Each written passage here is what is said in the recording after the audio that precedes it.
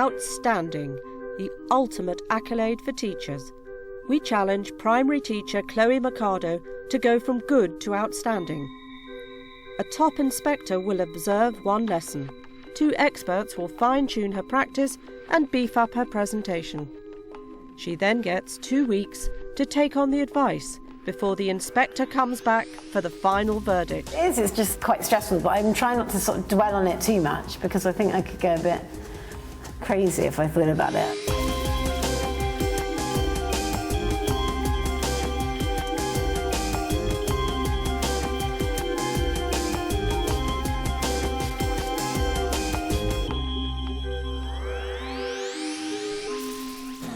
You go, don't worry if it comes croaky out. And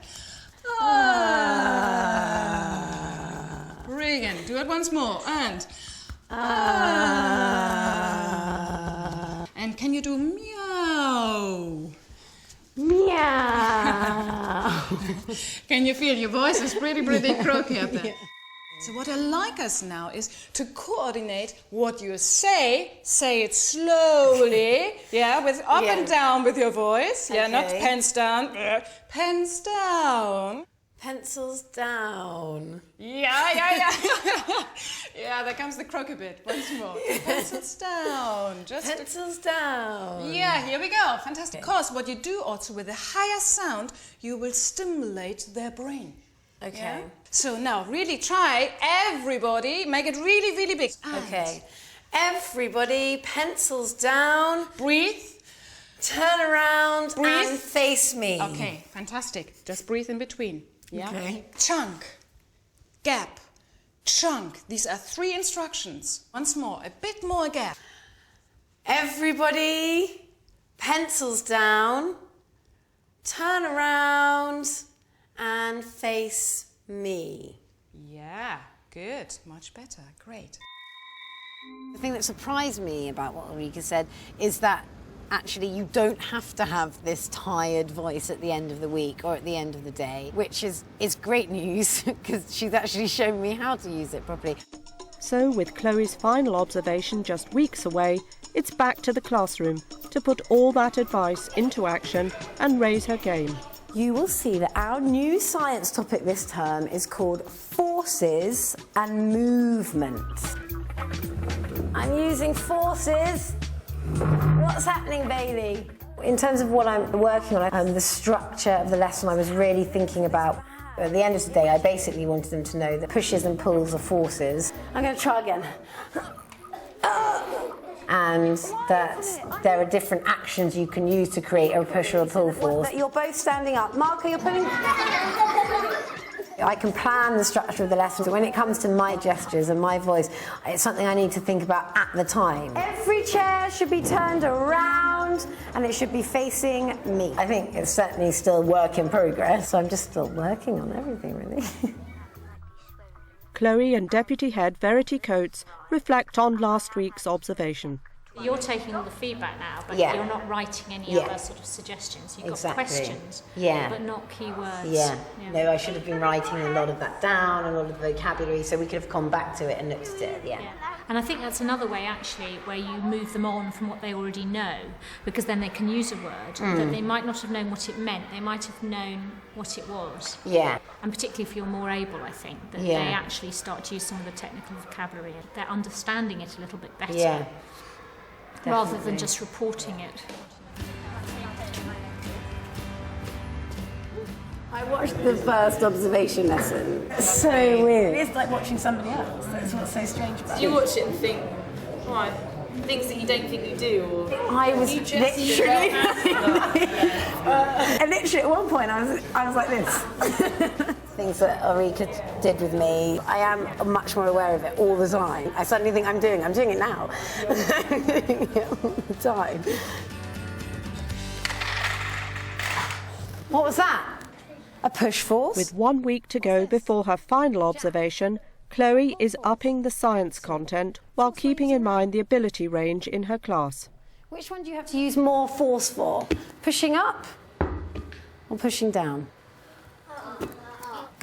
So, your learning intention today is to describe the forces used when objects are moved. I had a lot of vocabulary up today. I tried to use it and introduce the words whilst I was teaching. I was expecting some of them to be writing sentences where they're talking about a powerful or gentle force, which direction it's gone in and why. Where some of them would be drawing a picture of themselves. The work they were producing is where the differentiation came into it, I think. Naveen, Aditya. Right. I want my truck to move. But I don't want any of us to actually push it or pull it ourselves. Ellie. You could blow it.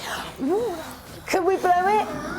I'll tell you what, we can't blow it ourselves. On a hill, and then it'll sort of like go down. He's cracked it. Go. Oh, hi, John, it's Chloe. How are you? With Judgment Day looming, Chloe gets some last-minute advice from John Stringer. Did you use a ramp as well? I did. At the end, we all sat round again, and I got a ramp and a truck, and I asked how we could make it go down. What's happening next? Well, then next is investigating how to make it go further. So right. changing the angles. Right, because once you use the ramp, could lead you into your very first graph. But for this age of children, for your youngsters, they're best, I think, to look at is a bar chart. Some of them could literally make the table up with a ruler. Draw the actual table. Yeah, some of them might need the table prepared for them with maybe the headings on. Yeah. Yeah. Okay, thanks, John. Bye. Answers, you need bare feet. Okay? Right.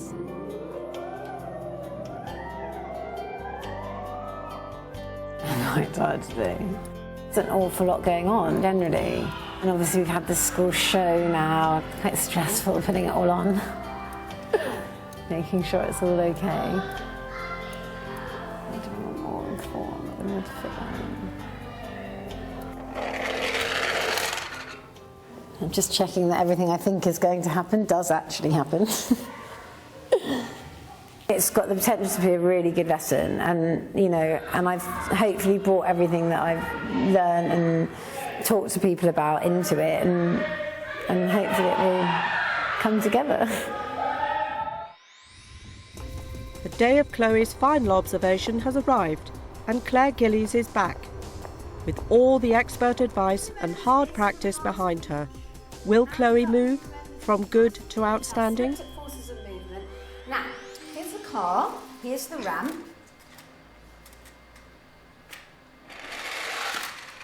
I was wondering, how could we change the distance that the car travels? Have a little think about it quickly. It's bumpy, it's like bumpy on those well, it's then it won't be that. Just turn around, face me. Who would like to give me something that they thought of that could make the car go in a different distance, go further or shorter? Imogen. You could put it higher. What could you put higher? The ramp. Oh, excellent. What do you think is going to happen? Who would like to tell me their prediction? Lucy. When you do the highest one, then the car will go down faster than the other heights, and it will go further. Right. Do you want to let it go, Bailey? Whoa. Wow. It is about 25 centimetres. So, middle ramp. Ooh. It was like we were doing an experiment, and experiments are very fun. Right, final one. Are we ready? Yes. Everyone ready? Yes. Right. Release the car. Ooh. 77. It's about 75 centimetres. Hands up. Who made a correct prediction? Oh, wow. It was my favourite part because I guessed and I got it right. So, this block graph shows the effect of the height of a ramp on the distance a car travels. So what we need to do to make it a little bit easier with our results, we're just going to round them up to the nearest 10 centimetres. So I'm going to colour up to there to show that on the low ramp, the car travelled 30 centimetres. Get a colour, colour it in.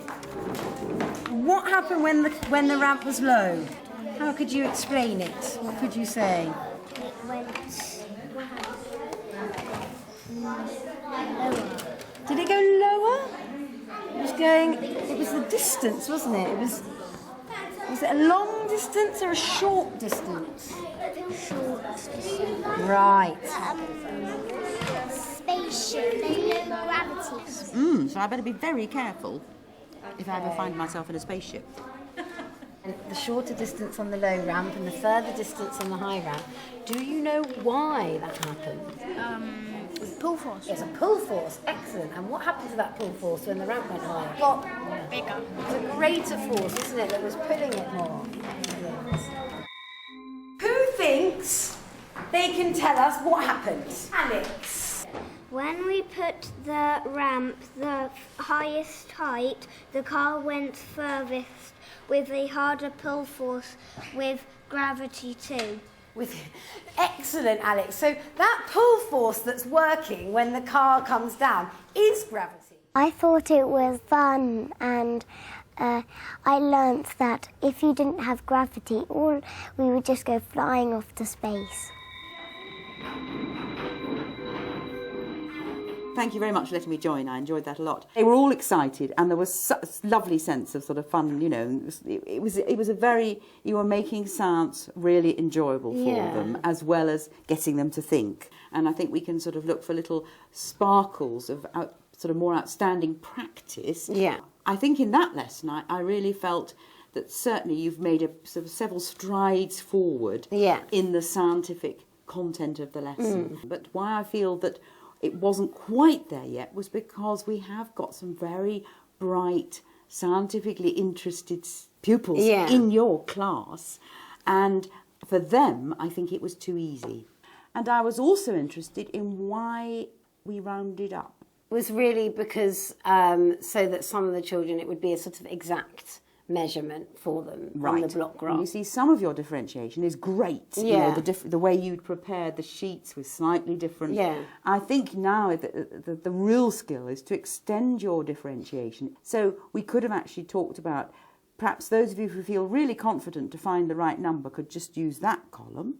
If you find it hard to plot the exact number, then go for the rounded up and see what happens. But at the end of the lesson, we have to celebrate that practically all of them had written a sentence that really showed understanding. And I think all your natural generic teaching skills, which you really have got a cartload, it's wonderful, with more and more science content and confidence, and then you are going to be delivering some really wonderful science lessons, and I feel you've certainly taken a real step towards that.